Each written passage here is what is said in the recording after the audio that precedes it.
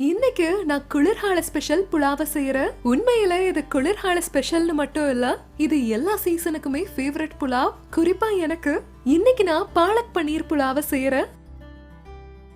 பாலக் பன்னீர் புலாவ் செய்ய முதல்ல நான் பன்னீர் எடுத்திருக்கேன். ஒரு 200 கிராம் இருக்கும். இத கியூப் மாதிரி வெட்டி வச்சிருக்கேன். இப்போ நான் ஒரு கொத்து பாலக்கை எடுத்து அத பிளான்ச் பண்ணிட்டு குளிர்ந்த நீர்ல போட்டிருக்கேன். பிளான்ச் பண்றது ரொம்ப ஈஸி.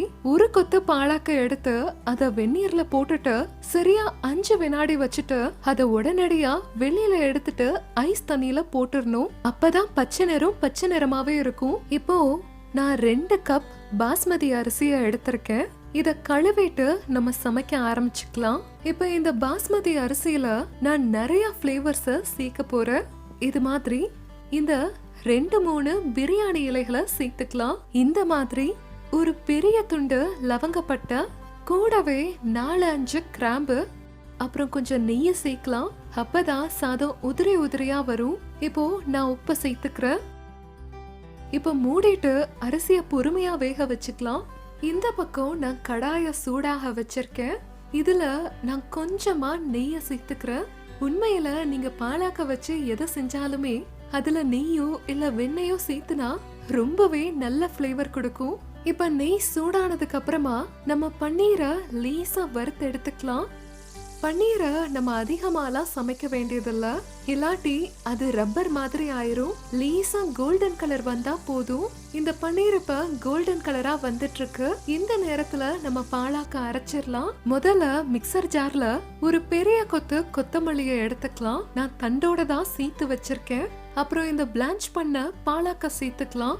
இந்த மாதிரி இதுல பாதி எலுமிச்சை சாறை சேர்த்துக்கிறேன். அப்பதான் பச்சை நிறம் அப்படியே இருக்கும். இப்ப அரைச்சுக்கலாம்.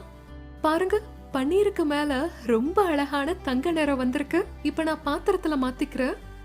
இந்த அரிசியும் இப்ப வெந்தாச்சு. இந்த அரிசிய இப்ப நான் வடிச்சுக்கிறேன். ரொம்ப உதிரியான சாதம் தயாராயிருச்சு. பாலக்குமே நல்லா அரைச்சு வந்திருக்கு. பச்சை நிறம் அப்படியே இருக்கு. இப்ப அதே கடாயில நான் 1 டீஸ்பூன் நெய்ய சேர்த்துக்கிறேன். நெய் உருகினதும் இதுல 1 டீஸ்பூன் சீரகத்தை சேர்த்துக்கலாம். இந்த மாதிரி வரமிளகாய சேர்த்துக்கிறேன். இப்ப இந்த தாளிப்புல நான் முழு மசாலா பொருட்கள் எதையும் சேர்க்கல, ஏன்னா நம்ம அரிசியிலேயே முழு மசாலா பொருட்களை சேர்த்திருக்கோம். இப்போ ஒரு சின்ன துண்டு இஞ்சி, கூடவே 4-5 பல்லு பூண்டை சேர்த்துக்கலாம். இஞ்சி பூண்டு லேசா வதங்கினதும் அதுல இருந்து நல்ல வாசம் வரும். இப்ப இதுல ஒரு பச்சை மிளகாய சேர்க்கலாம். உங்க காரத்துக்கு ஏத்த மாதிரி நீங்க இதை சேர்த்துக்கோங்க. அப்புறம் கடைசியா ஒரு மீடியம் சைஸ் நறுக்கின வெங்காயம். இப்ப உப்பு சேர்த்துக்கலாம். அப்பதான் வெங்காயம் வேகமா வேகும். அரிசியில நம்ம உப்பு சேர்த்திருக்கிறதுனால கவனமா சேர்த்துக்கோங்க. வெங்காயம் வதங்கிருச்சு. இப்போ மசாலாவை சேர்த்துக்கலாம். நான் 1 டீஸ்பூன் மஞ்சத்தூளை சேர்த்துக்கிறேன். 1 டீஸ்பூன் கொத்தமல்லி தூள், கூடவே 1 டீஸ்பூன் கரம் மசாலா. மசாலா பொருளை வெங்காயத்தை கூட சேர்த்து வறுத்துக்கலாம்.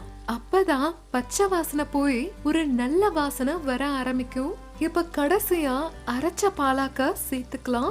நான் இந்த அரைச்ச பாலாக்க சேர்க்கும் போது ஃப்ளேமை கம்மியா வச்சுப்பேன், ஏன்னா இதை நிறைய சமைக்க வேண்டியதில்ல, இல்லாட்டி நிறம் கருப்பா மாறிடும்.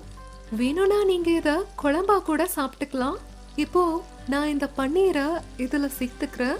யாராவது இந்த மாதிரி குழம்பும் சூடான ரோட்டியும் கொடுத்தா வாழ்க்கைக்கு அது போதும்.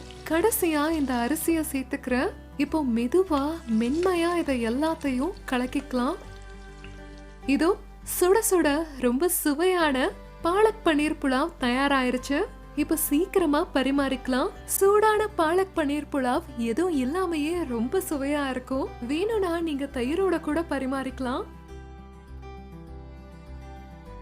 இப்ப இங்க தயாராயிருச்சு எனக்கு பிடிச்ச பாலக் பன்னீர் புலாவ்.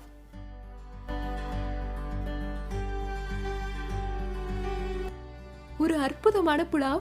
எங்க வீட்டோட ஃபேவரட் ரெசிபி இது. நீங்களும் இதை செஞ்சு பாருங்க. இது உங்க வீட்ல இருக்க எல்லாருக்குமே பிடிச்ச ரெசிபியா மாறிடும். Must try.